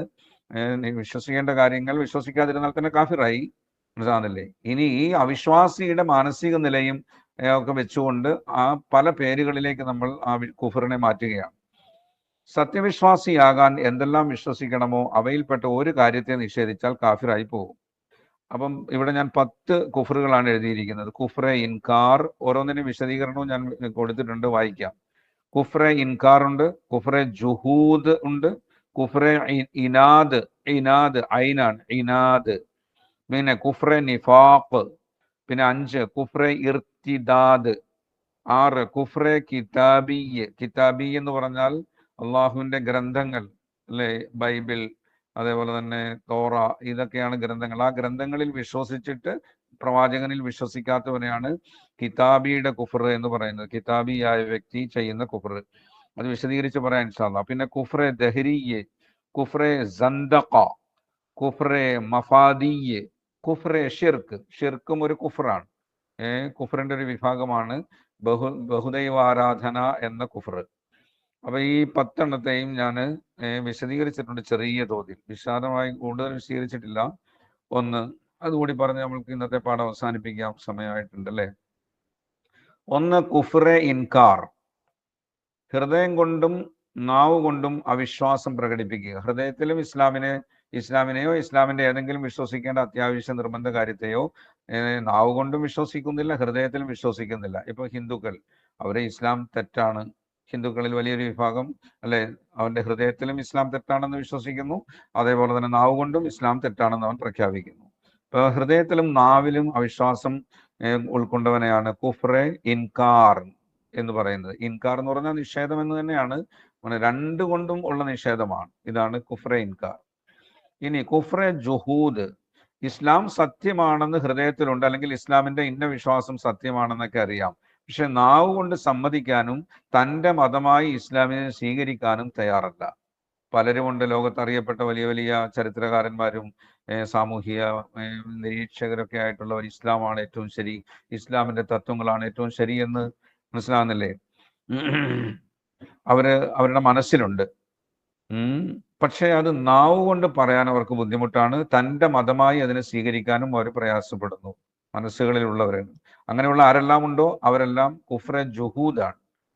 ജുഹൂദിന്റെ കുഫർ എന്ന് പറയും. മനസ്സ് അംഗീകരിച്ചിട്ടും എന്ത് ചെയ്യുക, അംഗീകരിക്കാതിരിക്കുന്ന ഇതാണ് കുഫ്രെ ജുഹൂദ് എന്ന് പറയുന്നത്. പിന്നെ കുഫ്രെ ഇനാദുണ്ട്. ഇസ്ലാം സത്യമാണെന്ന് ഹൃദയത്തിൽ ബോധ്യമുണ്ട്, ഹൃദയത്തിൽ അവൻ അതിനെ മനസ്സിലാക്കിയിട്ടുണ്ട്, അത് നാവിൽ പറയുകയും ചെയ്യുന്നുണ്ട്. മറ്റു മതമെല്ലാം തെറ്റാണ്, ഇസ്ലാമാണ് ശരി എന്ന് അവൻ പറയാനും തയ്യാറാണ്. പക്ഷേ എങ്കിലും ഇസ്ലാമിനെ ഫോളോ ചെയ്യുന്നില്ല, ഇസ്ലാമിനെ തൻ്റെ മതമായി അവൻ സ്വീകരിച്ചിട്ടില്ല. ഇപ്പോഴും അവൻ മറ്റെന്തോ കുഫറിന്റെ കാര്യങ്ങൾ ചെയ്ത് ജീവിക്കുകയാണ്. ഇസ്ലാമാണ് ശരി, ഹൃദയത്തിലും അതുണ്ട്, നാവിലും അത് പറയാനും തയ്യാറാണ്. ഇതാണ് നമ്മുടെ അബൂ താലിബിന്റെ വിശ്വാസം എന്ന് പറയുന്നത്. പ്രവാചകൻ മുഹമ്മദ് നബിയാണ് സത്യമെന്നും ആ മതം ശരിയാണെന്നും മനസ്സിലുമുണ്ട്, നാവിലുമുണ്ട്. പക്ഷേ നാണക്കേടാകുമല്ലോ ഇതിൽ നമ്മുടെ പൂർവിക മതം ഉപേക്ഷിക്കല്ലെന്ന് മനസ്സിലാക്കിക്കൊണ്ട് മരിക്കുമ്പോൾ ഞാൻ അബൂ താലിബിന്റെ അബ്ദുൽ മുത്തലിബിന്റെ മതത്തിൽ മരിക്കുന്നു എന്ന് പറഞ്ഞുകൊണ്ടാണ് അബൂ താലിബ് മരിക്കുന്നത്. അപ്പൊ സത്യം ഉൾക്കൊണ്ടു, സത്യം പറഞ്ഞു, ഇസ്ലാമാണ് ശരിയെന്ന് പ്രഖ്യാപിച്ചു, എന്നിട്ടും അതിനെ തൻ്റെ മതമായി ഉൾക്കൊള്ളാതെ മരണപ്പെടുകയാണ്. അപ്പൊ ഇതാണ് കുഫ്രെ ഇനാദ് എന്ന് പറയുന്നത്, പിടിവാശിയുടെ കുഫർ. മനസ്സിലാക്കിയിട്ടും പറഞ്ഞിട്ടും തൻ്റെ വിശ്വാസധാരയായി അതിനെ ഉൾക്കൊള്ളാൻ തയ്യാറാവാതിരിക്കുക. പിന്നെ കുഫ്രെ നിഫാഖ്, നാവ് കൊണ്ട് വിശ്വാസം പ്രകടിപ്പിക്കുന്നു, ഹൃദയത്തിൽ വിശ്വാസമില്ല. ഹൃദയമാണ് വിശ്വസിക്കേണ്ടത് അടിസ്ഥാനപരമായി, അവിടെ ഇല്ല. നാവ് കൊണ്ട് ഞാൻ വിശ്വാസിയാണെന്ന് പറഞ്ഞ് വിശ്വാസികളുടെ കൂടെ നടക്കുന്നു, നമസ്കരിക്കുന്നു, നോമ്പെടുക്കുന്നു പ്രത്യക്ഷത്തിൽ, പക്ഷേ ഹൃദയം അംഗീകരിക്കുന്നേ ഇല്ല. ഇതാണ് നിഫാഖ്, കപട വിശ്വാസം. പിന്നെ കുഫ്രെ ഇർത്തിദാദുണ്ട്. ശരിയായ നിലയിൽ ഇസ്ലാമിലേക്ക് വന്നു, അല്ലെങ്കിൽ ആദ്യം മുതലേ മുസ്ലിം ആണ്, എന്നിട്ട് ഇടയ്ക്ക് വെച്ച് എന്ത് ചെയ്തു, അയാൾ ഇസ്ലാമിന്റെ ആദർശങ്ങൾ തെറ്റാണെന്ന് പറഞ്ഞുകൊണ്ട് ഇസ്ലാമിന് പുറത്തേക്ക് പോയി, അല്ലെങ്കിൽ ഇസ്ലാമിന്റെ വിശ്വസിക്കൽ നിർബന്ധമായ ഒരു വിശ്വാസത്തെ തള്ളിക്കളഞ്ഞുകൊണ്ട് അയാൾ പുറത്തേക്ക് പോകുന്നു. ഇതാണ് കുഫ്രെ ഇർത്തിദാദ് എന്ന് പറയുന്നത്. ഇസ്ലാമിനെ അവൻ തള്ളിക്കളഞ്ഞു. അപ്പൊ മുസ്ലിമായി ജീവിച്ചു, യഥാർത്ഥ മുസ്ലിമായി ജീവിച്ചു, ഹൃദയം കൊണ്ടും നാവ് കൊണ്ടും ഇസ്ലാം പ്രഖ്യാപിച്ച് ജീവിച്ചു. പിന്നെ അവൻ ഇസ്ലാമിന്റെ പുറത്തേക്ക് പോയി, പരസ്യമായി തന്നെ അവൻ ഇസ്ലാമിനെ തള്ളിക്കളഞ്ഞു. ഇതാണ് കുഫ്രെ ഇർത്തിദാദ്. മുർത്തദ് എന്ന് പറയുന്നത് ഇങ്ങനെയുള്ളവരെയാണ്. പിന്നെ കുഫ്രെ കിതാബിയ്യ, ഞാൻ പറഞ്ഞ ജൂതന്മാരും നസ്രാണികളും അള്ളാഹുവിന്റെ ഗ്രന്ഥത്തിൽ വിശ്വസിക്കുന്നുണ്ട്, പക്ഷെ ഖുറാനിൽ വിശ്വസിക്കുന്നില്ല. ആ ഗ്രന്ഥങ്ങളിൽ തിരിമറികളെല്ലാം നടത്തപ്പെട്ടു പോയി, അതുകൊണ്ട് ആ ഗ്രന്ഥത്തിൽ വിശ്വസിച്ചിട്ട് കാര്യമില്ല. എങ്കിലും ദൈവിക ഗ്രന്ഥം എന്ന് പറഞ്ഞ ഗ്രന്ഥങ്ങളിലാണ് വിശ്വസിക്കുന്നത്. പക്ഷെ ഖുറാൻ വന്നു കഴിഞ്ഞപ്പോൾ ഖുറാനിൽ വിശ്വസിക്കുന്നില്ല എങ്കിൽ അവനെയാണ് കിതാബിൽ വിശ്വസിച്ചിട്ട് പ്രവാചകനിൽ വിശ്വസിക്കാത്തവൻ. അതാണ് കുഫ്രെ കിതാബിയ്യ എന്നാണ് പറയുക. പിന്നെ കുഫ്രെ ദഹ്രിയ്യ, അത് അള്ളാഹുവിനെ തന്നെ നിഷേധിക്കുകയും കാലമാണ് എല്ലാം, കാലമാണ് സൃഷ്ടാവ്, കാലം എന്ന് പറയുന്ന ഇതാണ് ഈ സംഭവ വികാസങ്ങളെല്ലാം ഉണ്ടാക്കുന്നത് എന്ന് പറഞ്ഞ് അള്ളാഹുവിനെ അംഗീകരിക്കാത്ത അതാണ് കുഫ്രെ ദഹ്രിയ്യ. നിരീശ്വരവാദികളെയൊക്കെ നമുക്ക് കുഫ്രെ ദഹ്രിയ്യ എന്ന് പറയാം. അടുത്തതാണ് കുഫ്രെ സന്ദഖത്ത്. ഞാൻ വിശ്വാസിയാണ്, ഞാൻ റസൂലിനെ അംഗീകരിച്ച ആളാണ്, ഞാൻ മുസ്ലിമാണ് എന്ന് പറഞ്ഞതിന് ശേഷം എന്ത് ചെയ്യുന്നു, ഈ ഇസ്ലാമിന് അന്യമായ കാര്യങ്ങൾ വിശ്വസിക്കുന്നു. അത് വിശ്വസിച്ചിട്ടും അവൻ പറയുന്നു ഇതാണ് ഇസ്ലാം, 3 വക്ത് നമസ്കാരമേ ഉള്ളൂ, അതാണ് ഇസ്ലാം, ഞാൻ ശരിയായ മുസ്ലിമാണ്, നമസ്കാരം 3 ഉള്ളൂ, ഞാൻ ശരിയായ മുസ്ലിമാണ്, മുഹമ്മദ് നബിയിൽ വിശ്വസിക്കുന്ന ആളാണ്, പക്ഷെ ഇനിയും നബി വന്നാലും കുഴപ്പമൊന്നുമില്ല. ഇങ്ങനെ മുസ്ലിമാണെന്ന് വാദിക്കുന്നു, ഇപ്പോഴും നിലവിൽ മുസ്ലിമാണെന്ന് പറഞ്ഞു, പക്ഷെ ഇസ്ലാമിൽ സ്ഥിരപ്പെട്ട വിശ്വാസത്തെ ഏതെങ്കിലും ഒന്നിനെയോ ഒക്കെ തള്ളിക്കളഞ്ഞാൽ ഇവനാണ് സിന്ദീഖ് എന്നാണ് പറയുക. സിന്ദീഖ്, ചാഞ്ഞവൻ, മതത്തിൽ നിന്ന് ചാഞ്ഞു പോയവൻ സിന്ദീഖ്. ഇതാണ് കുഫ്രെ സന്ദഖ എന്നാണ് പറയുക. ഇനി അടുത്തതാണ് കുഫ്രെ മഫാദിയ്യ, അതായത് ഭൗതിക താല്പര്യങ്ങൾക്ക് വേണ്ടി താൻ കാഫിറാണെന്ന് പറയുകയോ താൻ കാഫിറാണെന്ന് എഴുതുകയോ ചെയ്യുക. അതായത് ഇപ്പോ ഒരു നാട്ടിലേക്ക് വിസ കിട്ടണമെങ്കിൽ മുസ്ലിമീങ്ങൾക്ക് കിട്ടൂല, അപ്പൊ അവൻ ആ നാട്ടിലേക്ക് പോകണം, വലിയ അത്യാവശ്യമൊന്നുമില്ല, അവന് പോകണം, എന്തോ കാര്യങ്ങൾ അപ്പൊ അവന്റെ വിസ കിട്ടാൻ വേണ്ടി എന്ത് ചെയ്യുന്നു, ഖാദിയാനി എന്നോ കാഫിറെന്നോ അല്ലെങ്കിൽ ഹിന്ദു എന്നോ എഴുതിയാൽ അവൻ അള്ളാഹുവിന്റെ അടുക്കൽ തന്നെ അവൻ കാഫിറായി. അങ്ങനെ പറയുമ്പോൾ പിന്നെ അവന്റെ വിശ്വാസങ്ങൾക്കൊന്നും പരിഗണനയില്ല. കാരണം ഹൃദയത്തിൽ ഇങ്ങനെ കുഫറിന് കാഫിറാകുന്നതുകൊണ്ട് കുഴപ്പമില്ല എന്ന് അവൻ വിശ്വസിച്ചിരിക്കുകയാണ്. കുഫർ, ഞാൻ കാഫിറാണെന്ന് പറയുന്നത് കുഴപ്പമില്ല, ഞാൻ കാഫിറാണെന്ന് എഴുതുന്നത് കുഴപ്പമില്ല, അപ്പൊ അത് വലിയ തെറ്റാണ്. ഒരിക്കലും താൻ കാഫിർ ആണെന്ന് പറയുകയോ എഴുതുകയോ തമാശയ്ക്ക് പോലും പാടില്ലാത്ത കാര്യമാണ്. അപ്പൊ അവൻ ഇസ്ലാമിന് പുറത്തായി പോകും. ഇതാണ് കുഫ്രെ മഫാദി. ഇന്ന് പലരും അങ്ങനെയൊക്കെ ചെയ്യുന്നവരുണ്ട്. ചില തൊഴിൽ കിട്ടാൻ വേണ്ടി ചിലപ്പോൾ അങ്ങനെ ചെയ്യാം. മറ്റു രാജ്യങ്ങളിൽ തൊഴിൽ കിട്ടാൻ വേണ്ടി, മറ്റു രാജ്യങ്ങളിലേക്ക് വിസ കിട്ടാൻ വേണ്ടി, എളുപ്പം കിട്ടാൻ വേണ്ടി, അപ്പോൾ അല്ലെങ്കിൽ ആ രാജ്യത്ത് നമുക്ക് സ്ഥിരതാമസത്തിനുള്ള അനുവാദം കിട്ടാൻ, ഇതേപോലുള്ള മഫാദി, കുഫ്രെ മഫാദി, ഭൗതിക താല്പര്യങ്ങൾ മുന്നിൽ വെച്ചുകൊണ്ട് തന്നെപ്പറ്റി കാഫിറെന്ന് സമ്മതിക്കുകയോ എഴുതുകയോ ചെയ്യുന്നതിനാണ് കുഫ്രെ മഫാദി. യഥാർത്ഥ കാഫിറായി പോകും. പിന്നെയാണ് കുഫ്രെ ഷിർക്ക്, ബഹുദൈവാരാധന എന്ന കുഫ്ർ. ബഹുദൈവ, അള്ളാഹുവിനോടൊപ്പം ആരാധനയ്ക്ക് അർഹതയുള്ളവർ വേറെയും ഉണ്ട്. അല്ലെങ്കിൽ അള്ളാഹുവിനെ പോലുള്ള അള്ളാഹു ചെയ്യുന്ന കാര്യങ്ങൾ ചെയ്യാൻ പറ്റുന്ന വേറെയും വ്യക്തികളുണ്ട്. റിസ്ക് തരുക, അതേപോലെ തന്നെ സൃഷ്ടിപ്പ് നടത്തുക, ഇതേപോലുള്ള കാര്യങ്ങൾ അള്ളാഹു മാത്രമല്ല ചെയ്യുന്നത്, മറ്റുള്ളവരും ചെയ്യുമെന്ന് വിശ്വസിക്കലാണ് ഷിർക്ക്, കുഫ്രെ ഷിർക്ക്, ബഹുദൈവാരാധന എന്ന കുഫ്ർ. അപ്പൊ ഇങ്ങനെ കുഫറിന്റെ 10. അപ്പൊ ഈ അവിശ്വാസിയുടെ മാനസിക നിലയെ പരിഗണിച്ചുകൊണ്ടാണ് ഈ കുഫറിനെ നമ്മൾ ഇങ്ങനെ പലതായി തരംതിരിച്ചിരിക്കുന്നത്. നിങ്ങൾക്ക് എല്ലാവർക്കും അത് ഓർമ്മ വയ്ക്കലൊന്നും ചിലപ്പോൾ സാധ്യമാവുകയില്ല. എങ്കിലും ഒരു ചർച്ച എന്ന നിലയിൽ ഇങ്ങനെ പറഞ്ഞതാണ്. ഇതെല്ലാം കുഫറാണെന്ന് മനസ്സിലാക്കണമല്ലോ, അതിനുവേണ്ടി ആ വിഭാഗങ്ങൾ പറഞ്ഞതാണ്. നിങ്ങൾ പ്രാരംഭ വിദ്യാർത്ഥികളാകുമ്പോൾ ഇതൊക്കെ ഇച്ചിരി ഒരു ആഴത്തിലുള്ള ഒരു പഠനത്തിന്റെ ഭാഗമാണ്. ഒരു ആമുഖം എന്ന നിലയിലാണ് പറഞ്ഞതെങ്കിലും എനിക്ക് പേടിയുണ്ട് നിങ്ങൾ ഇത് മനസ്സിലാക്കുമോ ഇല്ലയോ. ഏതായാലും പരമാവധി ഒന്ന് വായിച്ച് മനസ്സിലാക്കാൻ ശ്രമിക്കും. അത് കുഫർ എത്ര വിഭാഗമാണെന്ന് അറിഞ്ഞില്ലെങ്കിൽ പ്രശ്നമാണ്, അങ്ങനെയൊന്നും ഇല്ല കേട്ടോ. ഇതൊരു അഖീദ പഠനത്തിന്റെ ആമുഖത്തിൽ അങ്ങനെ ചർച്ച വന്നതുകൊണ്ട് ഞാൻ എഴുതി വിട്ടതാണ്. അപ്പൊ ഇന്നത്തെ ക്ലാസ് ഇൻഷാ അല്ലാഹ് നമ്മൾക്ക് നിർത്താം അല്ലേ. പിന്നെ ഇന്നത്തെ നമ്മുടെ ക്ലാസ്സുകൾ കഴിഞ്ഞ ക്ലാസ്സുകൾ തന്നെയാണ്, ആവർത്തനമാണ്. ഉപകാരപ്രദമായോ ഒന്നുകൂടി വിശദീകരിച്ചപ്പോ? കുറച്ചുകൂടി ക്ലിയർ ആയി കാര്യങ്ങൾ. കാരണം അത് അഖീദ എന്ന് പറയുമ്പോൾ നമ്മൾ സാധാരണ കേട്ടിട്ടുള്ള വിഷയങ്ങളല്ല. നമ്മൾ സാധാരണ ഫിഖ് നമ്മൾ കേൾക്കാറുണ്ട്, സ്വഭാവ വിഷയങ്ങൾ കേൾക്കാറുണ്ട്. പക്ഷെ അഖീദ എന്ന് പറഞ്ഞൊരു പഠനം സാധാരണക്കാരുടെ മുന്നിലേക്ക് പള്ളികളിൽ നിന്നൊന്നും കൂടുതൽ കിട്ടാറില്ല അല്ലേ. പ്രസംഗത്തിലെന്തോ ഇമാമുമാർ കൊണ്ടുവരുന്ന ഒരു വിഷയമല്ല വിശ്വാസ വിഷയങ്ങളും പഠനങ്ങളും. അപ്പൊ അതുകൊണ്ടൊരു പുതുമയും ഒക്കെ ഉണ്ടാവും. അതുകൊണ്ട് ഒരാവർത്തനം വലിയ പ്രയാസമില്ല എന്ന് എനിക്ക് തോന്നിയത് കൊണ്ടാണ് ആവർത്തിച്ചത്. അൽഹംദുലില്ലാ, നിങ്ങൾ ആ നോട്ടുകൾ വായിച്ച് മനസ്സിലാക്കി. എന്തെങ്കിലുമൊക്കെ സംശയങ്ങൾ ഇനിയിപ്പോൾ നമ്മുടെ പാഠങ്ങളിലേക്ക് പോകുമ്പോൾ ഉണ്ടാകും. അപ്പൊ ഇൻഷാ അല്ലാഹ് ചോദിക്കണം, ക്ലാസ്സിൽ തന്നെ ചോദിക്കണം. കാരണം സംശയം ചോദിച്ചാൽ അത് ചോദിക്കേണ്ടതാണോ, ചോദിച്ചത് തെറ്റായോ എന്നൊക്കെ നിങ്ങൾക്ക് ചിലപ്പോൾ തോന്നാം. അതൊന്നും പേടിക്കണ്ട. കാരണം നമ്മൾ ക്ലാസ്സിൽ ലൈവായിട്ട് ചോദിക്കുമ്പോൾ എല്ലാവർക്കും അത് ഗുണമാണ്. പിന്നെ നമ്മുടെ സംശയങ്ങളൊക്കെ മാറാൻ കാരണമാണ്. ബേജാറൊന്നും വേണ്ട. എനിക്ക് ഈ കാര്യം പോലും അറിയില്ല എന്ന് എന്നെ പറ്റി മറ്റുള്ളവർ ധരിക്കൂല എന്നൊക്കെയുള്ള നിലയിൽ സംശയങ്ങൾ പലതും ചോദിക്കാൻ നമ്മൾ മടിക്കും. അതൊന്നും വേണ്ട. നമ്മുടെ ക്ലാസ് ഉഷാറാക്കണമെങ്കിൽ നിങ്ങളുടെ ചോദ്യങ്ങളൊക്കെ കൂടി വരണം. ശരി, നിർത്തിക്കോട്ടെ. അസ്സലാമു അലൈക്കും വറഹ്മത്തുള്ളാഹി വബറകാതുഹു.